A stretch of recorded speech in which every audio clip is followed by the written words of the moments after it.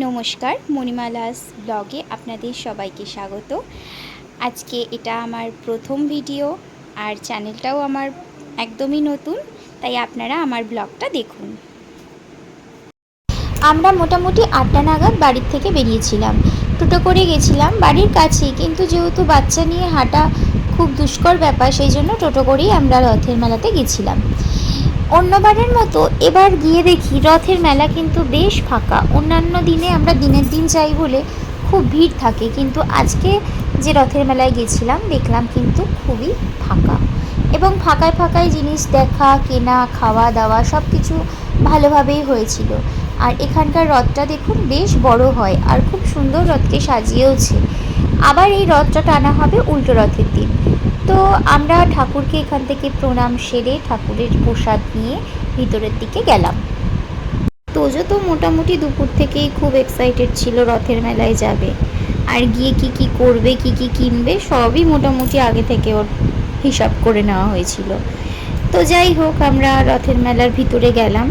গিয়ে তো যেটা বললাম, প্রচণ্ডই ফাঁকা ছিল, তো যার ফলে আমাদের ঘুরতে খুব ভালো হয়েছে। আসলে ভিড়ের মধ্যে না ঘুরতে একদম আমার ভালো লাগে না, না ঘোরা যায় না, ঠিক করে কোনো জিনিস দেখা যায়, কেনা যায়, কিচ্ছু করা যায় না।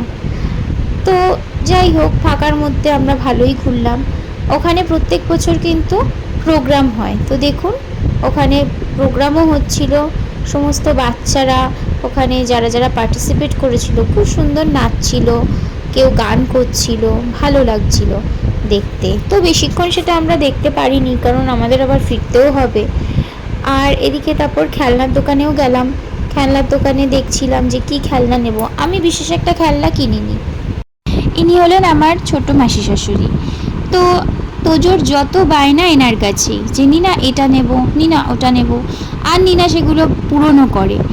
একটা খেলনা কিনে দিলে সেই খেলনাটা রয়েছে জানে, আবার সেই খেলনাটা বায়না করলে কিনে দেবে। তো এই হচ্ছে ওনার ব্যাপার। আমি কত বারণ করেছি তাও শুনবে না। এই যে খেলনাটা দেখছেন, এটা কিন্তু ওর আগে ছিল, ইনি কিনে দিয়েছিলেন, আবার একটা বায়না করলো, দিল। তো এই সবই চলছিল। তারপর আমরা খাবার দোকানে গিয়ে কিছু খাবার কিনলাম। বেশি কিছু কিনিনি, কারণ এর আগের ব্লগেই দেখিয়েছিলাম যখন কাঁচরাপাড়ায় গেছিলাম অনেক কিছু কিনেছি, তো সেই জন্য বেশি কিছু কিনিনি। একটু নিমকি আর গজা কিনে তারপর বাড়ি চলে এসেছি। আর মাঝে খেয়েছিলাম ফুচকা, ঘুগনি, এগরোল। প্রচুর খেয়েছিলাম, আর ভয়ও পাচ্ছিলাম যে রাত্রিটা ঠিকঠাকভাবে গেলে হয়। তো এসেই আগে একটা অ্যান্টাসিড খেয়েছি, তারপরে এই হচ্ছে ব্যাপার। যাই হোক, আমার এই ব্লগটা যদি আপনাদের ভালো লাগে তাহলে অবশ্যই লাইক, কমেন্ট, শেয়ার করবেন।